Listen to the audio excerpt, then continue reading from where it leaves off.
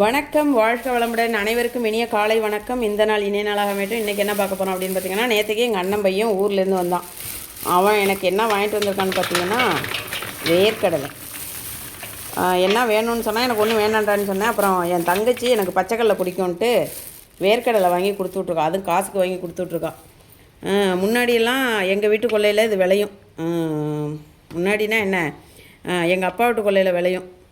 இப்போ கடலை போட்டிருக்காங்க. அவங்களுக்கு பறிக்கிறதுக்கு இன்னும் கடலை தேரலையா இல்லை பறித்து கொடுத்து விட முடியலையா என்னங்கிறது எனக்கு தெரியலை. எங்கள் அண்ணன் பையன்கிட்ட என் தங்கச்சி இதை வாங்கி கொடுத்து விட்ருக்கா. எனக்கு பச்சைக்கடலை பிடிக்குங்கிறத என் தங்கச்சிக்கு தெரிஞ்சு ஞாபகம் வச்சு வாங்கி கொடுத்துட்டா. அதே தேங்க்ஸ் ராதிகா, கடலை வாங்கி கொடுத்துறதுக்கு.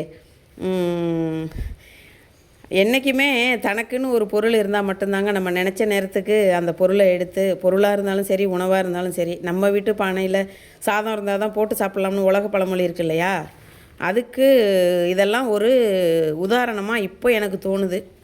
என்றைக்குமே நம்மளுக்குன்னு ஒன்று வச்சுக்குங்க, அதுதான் வாழ்க்கையில் ஒரு நல்ல விஷயங்கிறத பாடமாக கற்றுக்கிட்டு இருக்கேன். இது எத்தனை பேருக்கு இது பாடங்கிறது தெரியாது. உங்களில் எத்தனை பேருக்கு பச்சைக்கடலை பிடிக்குங்கிறத கமெண்டில் சொல்லுங்கள். இந்த பச்சைக்கடலையில் நிறைய ப்ரோட்டீன் இருக்குது. பச்சைக்கடலை மட்டும் இல்லை, வேர்க்கடலைனாலே ப்ரோட்டீன் நிறைய இருக்குது.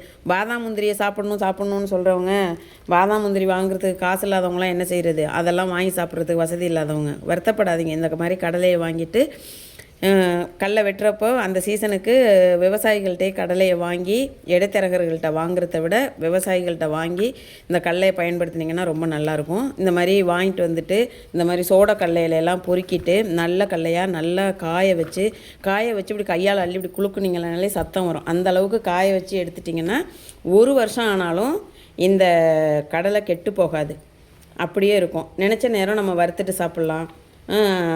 அவிச்சு சாப்பிட்ணுன்னு தோணுச்சுன்னா கடலையை உடச்சிட்டு அந்த அரிசியை நைட்டு ஃபுல்லாக ஊற வச்சுட்டு மறுநாள் காலையிலே அவிச்சு சுண்டல் மாதிரி தாளித்தும் சாப்பிட்லாம்.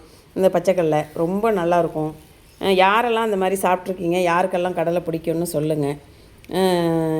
இந்த கடலையை வாங்கி கொடுத்த ராதிகாவுக்கும் கொண்டாந்து கொடுத்த என் அண்ணன் பையனுக்கும் மனமார்ந்த நன்றி. இந்த வீடியோ உங்களுக்கு பிடிச்சிருந்துன்னா ஷேர் பண்ணுங்கள், லைக் பண்ணுங்கள், சேனலை மறக்காமல் சப்ஸ்கிரைப் பண்ணி சப்போர்ட் பண்ணுங்கள். டாட்டா பாய்.